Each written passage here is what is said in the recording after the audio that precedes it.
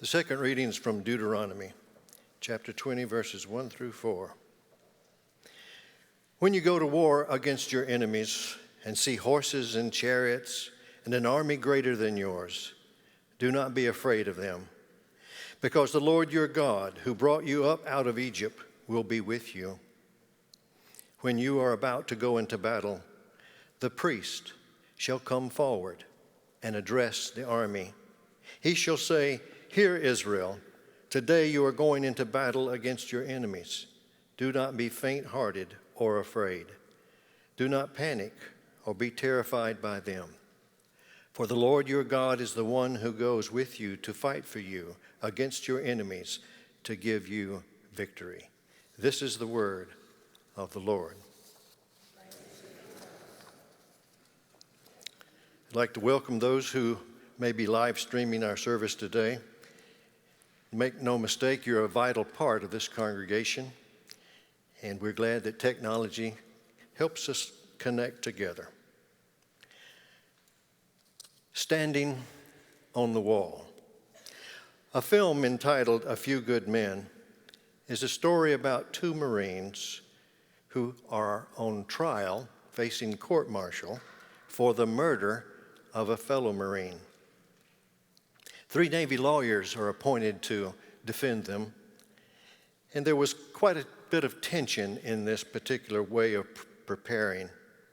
The 3 lawyers had a good strategy, but the tension was rising, and at one point, Demi Moore, who is the ranking lawyer in the team, she was understanding the needs of these veterans and respected them, and even though they were on trial, she was going to work hard to make sure they got a fair trial. A third lawyer, however, rose a question out of anger and frustration, and he asked her, "Why do you like them so much?" She responded, "Because they stand on the wall and they say, 'Nothing is going to hurt you, not on my watch.'" These 19 words suggest a metaphor for what it means to serve as a veteran. The wall is not made of brick or mortar, but flesh and blood, sacrifice and commitment. To fully appreciate Veterans Day and to fully appreciate the life and faith of a veteran, we have to go back to our history. We have to go back to the birth of our nation. And we have to look at the story of a man by the name of George Washington. As you will recall from your history of this period, the colonies had been against the ropes. Britain had taxed them repeatedly. They had threatened their authority to govern themselves, and the colonists had lost one freedom after another. They wanted to be free. They wanted their independence, but freedom is not free. Congress realized that if they proclaimed their independence, there would be a war. Britain would not let them break away. They needed a leader, and that leader was George Washington. He was the only experienced military leader that they had. He was 43 years old at the time of his appointment, and his presence, being in the room with him, was commanding. He stood at 6 feet, 3 inches. The greatest gift that Washington gave us as our first veteran was the gift of character. He looked to God. He had a faith, and he looked to this faith for guidance, for his support, and for the endurance that faced him. Washington felt that there was something that God had for him to do. There was a sense of destiny, a calling, a purpose. And he had mysteriously survived 2 battles in the French and Indian War. In one battle, he had 2 horses shot out from under him, and he had 4 bullet holes in his uniform, but yet not a scratch. He began to wonder, what does God have for me? With the Founding Fathers, he pledged his life, his property, and his sacred honor. And for Washington, sacred honor meant placing nation above self. He wanted an army, in his words, of noble character, to be a righteous cause and to fight for righteousness. He encouraged the freedom of religion, and he demanded religious tolerance. If you go back and read the history of the colonies during the 1600s and even into the 1700s, there was quite a bit of persecution. The Puritans picked on the Quakers, the Protestants picked on the Catholics, and everybody picked on the Jewish people. But Washington realized that he could not have these types of battles and factions in his army. He needed unity. It was critical. He, in this regard, was way beyond his time to declare religious tolerance for the army. He also realized that he needed some help to do the things he wanted to do, and in 1775, he asked Congress to support the positions of chaplains throughout the army. When Washington arrived to take charge of his army in Boston, he was shocked because as he inventoried his equipment, he realized that he only had enough gunpowder for each of his soldiers to fire their weapon only 9 times. They lacked everything. They lacked equipment. Many of the soldiers came with the clothes on their back, many without shoes, a few without weapons. They were not trained, but yet they were up against the most modern and well-known adversary that there was in the world, the British Army.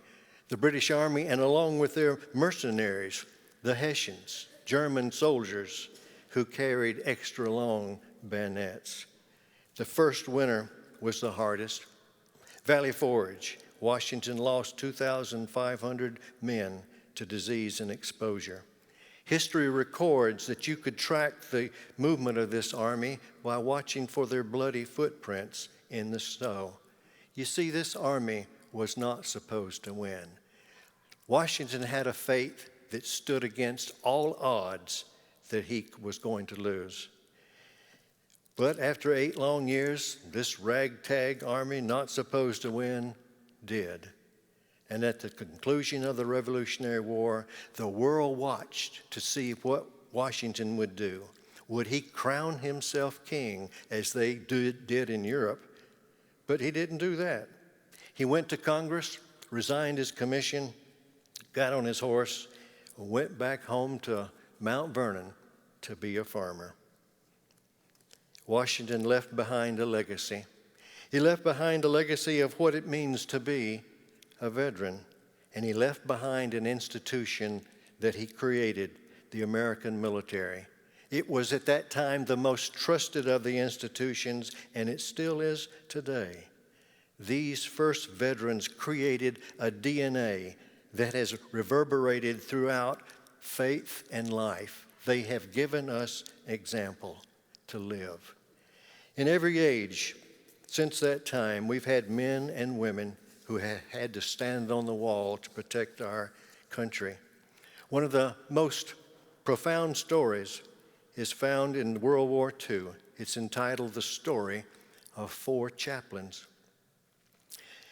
The SS Dorchester, a ship that had been in mothballs, was pressed back into service.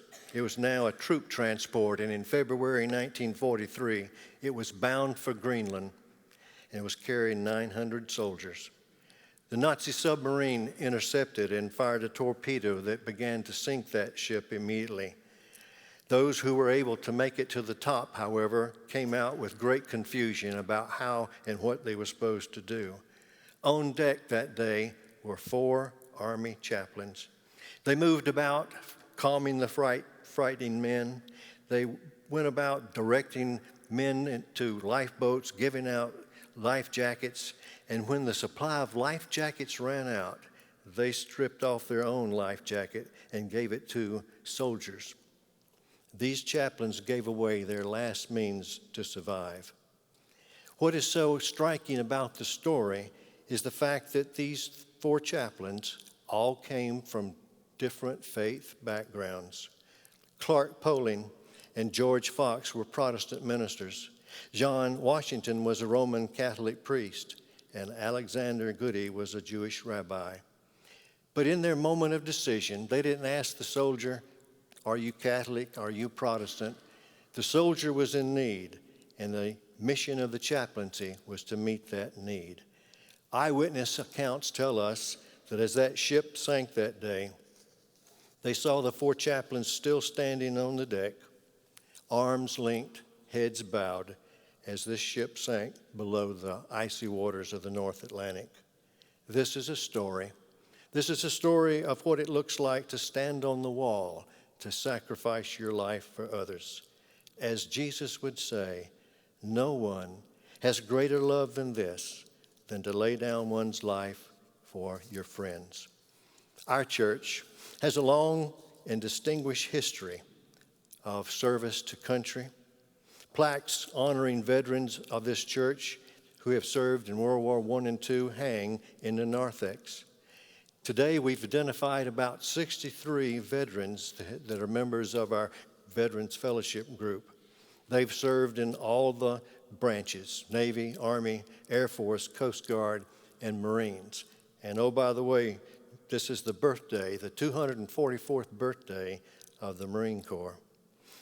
Our Veterans Fellowship group came into being about 2 years ago with the full support of the leadership of the church and with the able assistance of Neil and Dolly and Maggie Turner and her healing ministry team. We had our first meeting. And you should be there and watch the magic that goes on in the room. There is a bond that already exists among these veterans. They have shared a similar story, walked down similar lanes, and when they get together, they share their memories, where they served and what they did.